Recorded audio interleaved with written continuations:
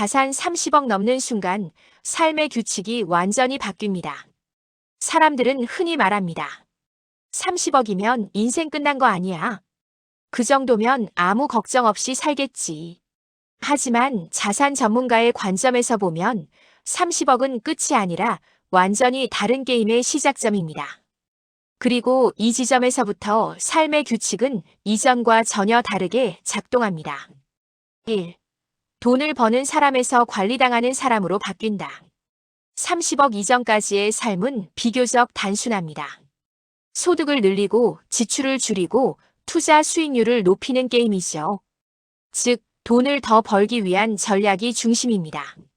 하지만 자산이 30억을 넘는 순간 질문이 바뀝니다. 이 자산을 어떻게 지킬 것인가? 세금으로 얼마나 빠져나갈 것인가? 실수 한 번이 얼마나 큰 손실로 이어질 것인가? 이때부터 돈은 더 이상 도구가 아닙니다. 관리해야 할 리스크 덩어리가 됩니다. 연 5% 수익률이 의미하는 금액이 달라집니다. 1억일 때는 500만 원, 10억일 때는 5천만 원, 30억일 때는 연 1억 5천만 원입니다. 이 정도 규모가 되면 공부 안 하고 투자한다는 말은 곧 직무유기가 됩니다. 2. 시간의 가치가 급격히 뒤집힌다. 30억 이전에는 시간은 돈을 벌기 위한 수단이었습니다. 야근, 부업, 추가 노동이 자연스러웠죠. 하지만 30억을 넘는 순간부터 시간은 전혀 다른 의미를 갖습니다. 시간은 돈보다 희소한 자산이 됩니다. 이때부터 부자들은 이렇게 말합니다. 이 일 내가 꼭 해야 할까? 이 회의가 내 인생에 의미가 있을까? 돈이 아니라 시간을 지불하고 해결할 수는 없을까? 직접 처리하던 일들을 위임하고 돈으로 시간을 사는 구조로 이동합니다. 삶의 목표가 더 많이 버는 것에서 내가 개입하지 않아도 돌아가는 구조를 만드는 것으로 바뀌는 순간입니다. 3. 소비의 기준이 완전히 달라진다. 의외로 많은 사람들이 착각합니다. 30억 넘으면 명품, 슈퍼카, 사치가 폭발하겠지. 현실은 정반대입니다.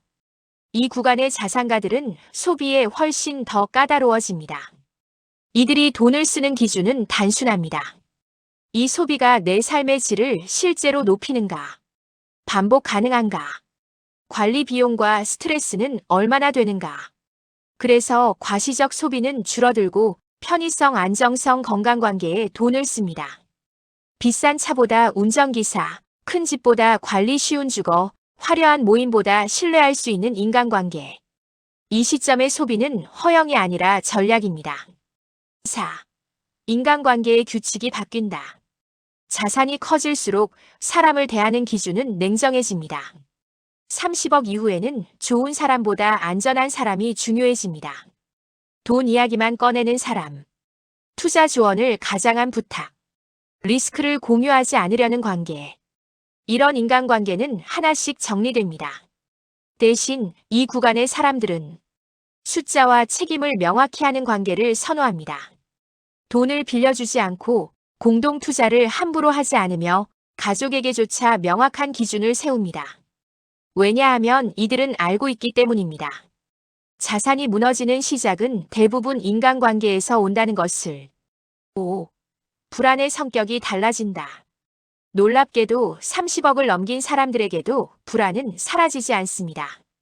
다만 그 종류가 완전히 달라집니다. 이전의 불안이 노후에 돈이 모자라면 어떡하지?